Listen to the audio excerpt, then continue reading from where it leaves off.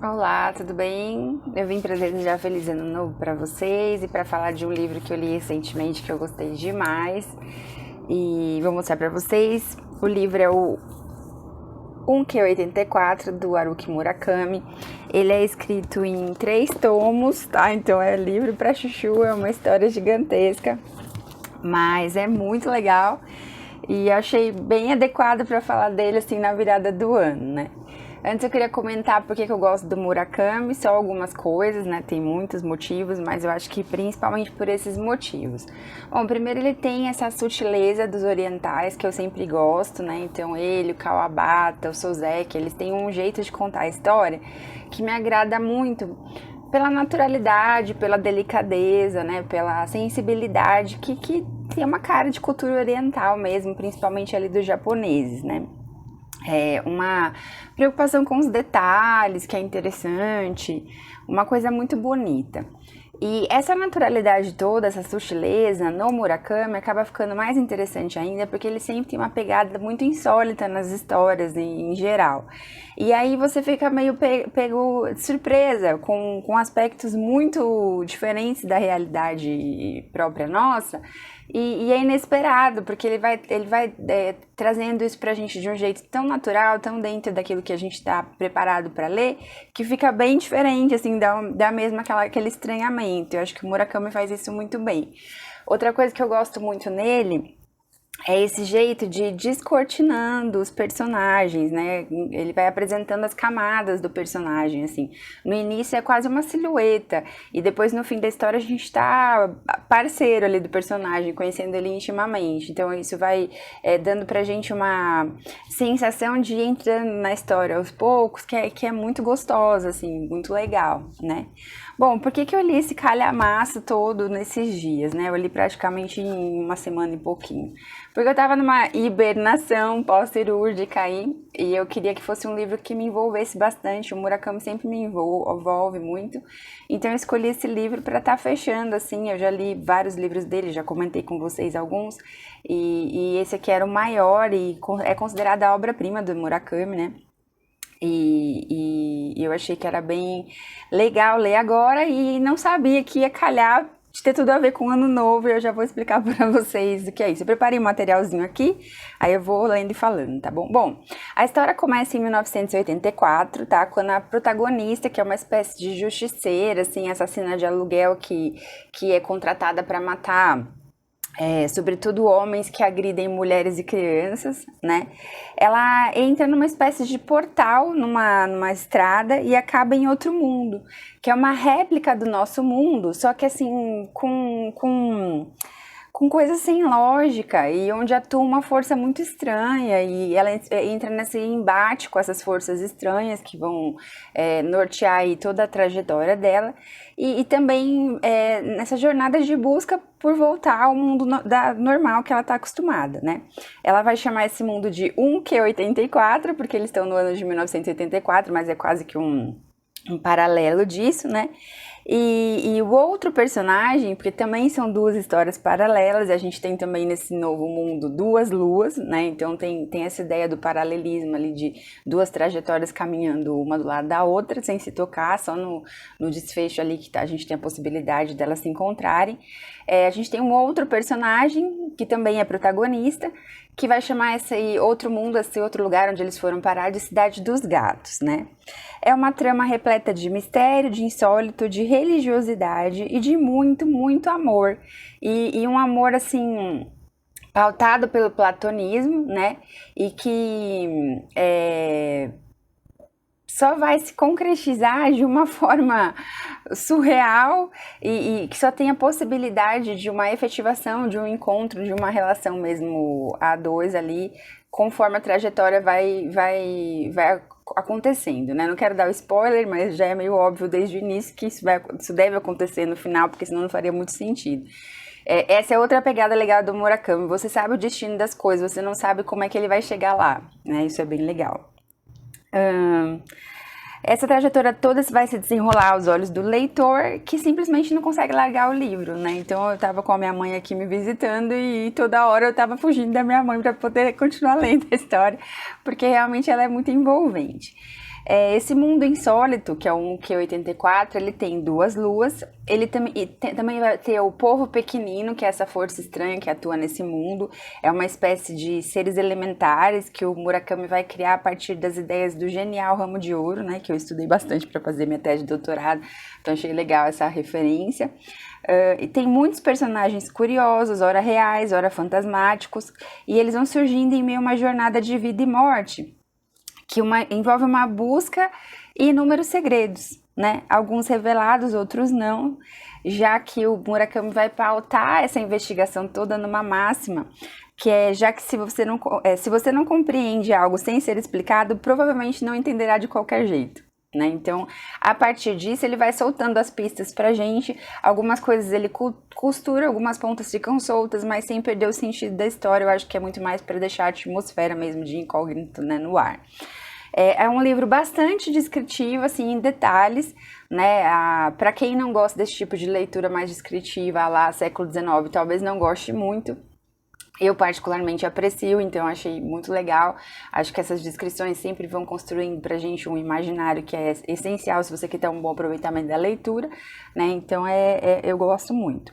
A gente vai ter inúmeras referências literárias, históricas, artísticas e musicais no livro, o que vai revelar pra gente também esse mundo interno do Murakami, que é muito rico, esse universo cultural que ele domina muito.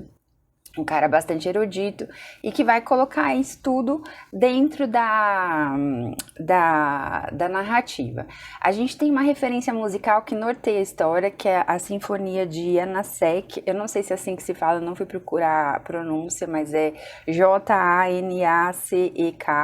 Eu fui ouvir essa sinfonieta, né, a Sinfonieta de Janacek, e é incrível porque ela dá o ritmo da narrativa numa espécie de poematização sonora da história, né? Então, várias vezes eu retomei a sinfonieta para ouvir em alguns momentos da história e ela dá o ritmo, a musicalização da narrativa, do jeito do enredo, né? Ela tem umas pegadas mais misteriosas, umas pegadas mais melódicas, o ritmo dela é muito interessante e acaba sendo o ritmo também da história. E se você observar, a gente tem 2 linhas musicais paralelas, que vão remeter às 2 luas e aos 2 personagens. Então eu achei genial, eu imagino, na minha humilde elucubração aqui, que talvez ele tenha se inspirado nessa história ouvindo essa sinfonia assim, tá? A gente tem momentos de profunda reflexão, mas essa reflexão não fica pesada, porque o Murakami ele tem um tom pastel, que eu chamo, né, de colorir as histórias dele. Tudo fica muito delicado, né? Então, reflexões sobre vida, sobre morte, sobre amor, sobre sexualidade, sobre arte, sobre o sentido da vida, sobre a violência, sobre as fatalidades da nossa existência, elas vão sendo apresentadas de uma forma bastante digerível, né, bastante palatável, porque o Murakami ele tem essa característica de ser muito simples, econômico, né, às vezes nas suas reflexões, sem ser piegas nem superficial. Então é bem bacana. A gente tem esse ritmo viciante, né, em meio a períodos de espera, que equilibram o tônus da história.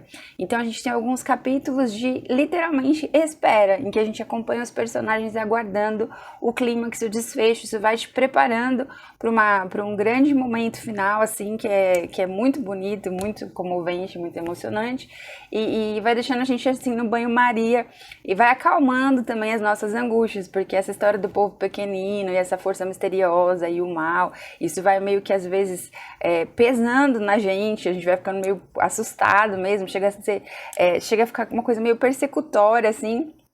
E aí ele dá esses momentos de espera, de acalento, de sossego, de tranquilidade, em que até o seu coraçãozinho de leitor também entra num ritmo mais tranquilo, né? No aguardo mesmo das coisas. Ele ilustra muito bem essa questão da espera, né? Quantas são as nossas esperas na vida, em quantos momentos a gente tem que se acalmar, se tranquilizar, serenar a alma e simplesmente aguardar o que a vida tem para nos dar e tal. E isso fica muito, muito, muito bonito da forma como o Murakami descreve. A gente tem uma sensação de modificação da realidade durante a leitura. A gente tem uma intensificação dos sentidos, é uma coisa até meio mágica, assim. A gente aumenta nossas pausas mentais, a gente vai se comovendo, a gente vai se sensibilizando, se tornando mais, assim, atento à voz do autor, né, do narrador ali da história. Então isso é um fenômeno bem interessante que eu acho que só no Murakami acontece, e nesse livro acontece de uma forma ainda mais especial. A gente tem a Aomami, que é essa justiceira. Ela é uma mulher muito forte, ela é instintiva, ela representa ali a mulher mesmo na sua total potencialidade, inclusive de agressividade, né?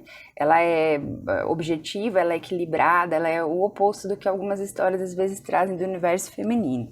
A gente tem também a Fukaeri, que é essa coisa mais de, assim, mas uma ânima pro Jung, assim, uma espécie de alma, de espírito da natureza que tem percepções diferenciadas, é quase uma sacerdotisa, uma fada, um ser, assim, elementar, tá? E a gente tem o Tengo, que ele representa a força protetora masculina, né? Então ele é um professor muito habilidoso, ele é um grande escritor, ele é um homem grande, forte, bom, com um coração inocente, assim, diante das coisas, e ele representa esse homem como deveria ser, né? O homem que cuida, que protege, que se arrisca em prol do mais frágil, é um personagem muito bonito, assim, eu gosto bastante. E a gente vai ter o Ushikawa, que representa aquela genialidade crua sem afeto, tá? Ele é um homem muito inteligente, um investigador, um cara muito feio, ele parece um tipo de um gnomo mesmo, uma coisa... Vocês vão ver pelas descrições do Murakami que ele é um ser também diferenciado. No final, eu só pude pensar no meu maior desejo no dia 31 de dezembro, né? Porque a mesma angústia deles de sair da Cidade dos Gatos,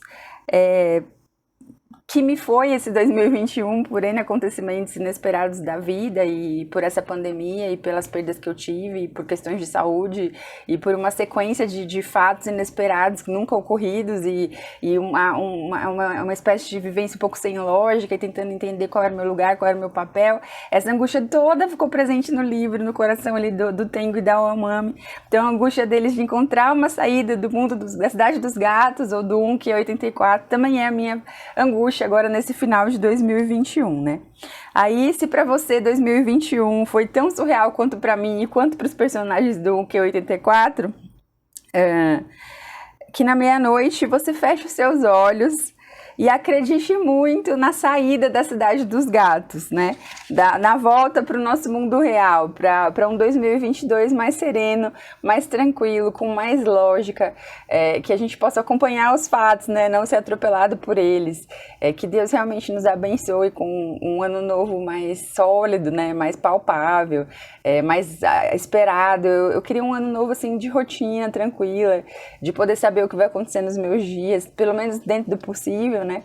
E também me sentir um pouco mais protegida diante do destino, do acaso, né? E das intempéries aí, da sorte.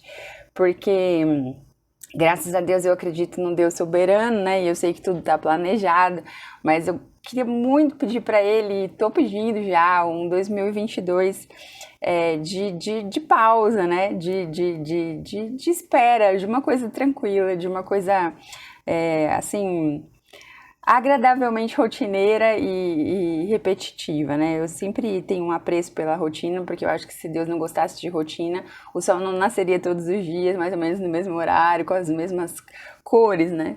E a gente vê que o nosso mundo ele tá tomando um rumo muito sem lógica, e isso assusta bastante para nós que somos seres pretensamente racionais, né?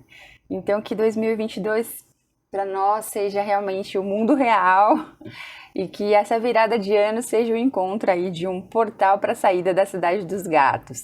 E se vocês querem uma dica muito legal de leitura aí para as férias e para o próximo ano, eu indico para vocês com certeza mais uma vez o Murakami, que está virando um dos meus escritores favoritos. Engraçado que ele se considera um romancista mediano, né? Mas eu acho ele muito original, acho que ele está no meio dos grandes, sim. Leia aí o Q84 do Murakami. Não desista, se você é daqueles apressadinhos que não tem paciência com as descrições, vai valer muito a pena, tá? E tem uma história de amor incrível, né, nesse livro, achei muito bonita mesmo, então também tem essa pegada um pouquinho romântica, diferentona, né? Porque é o Murakami, mas ainda assim muito bonita. Feliz ano novo para vocês, para nós aqui também. Que Deus nos abençoe muito e que você possa encontrar aí um lugar de paz nessa virada de ano, tá bom? Até a próxima. Deixa sua curtida. Se você ainda não segue aí o Leituras da Dani, siga, porque o ano que vem a gente vai ter umas novidades interessantes. E eu espero poder estar fazendo o que eu mais gosto, que é compartilhar coisas interessantes, que é para colorir aí a vida da gente, deixar as coisas um pouco mais leves, mais interessantes, né? Até pra gente poder tolerar melhor esses 1,84 que acontecem às vezes na vida da gente. Tchau, tchau!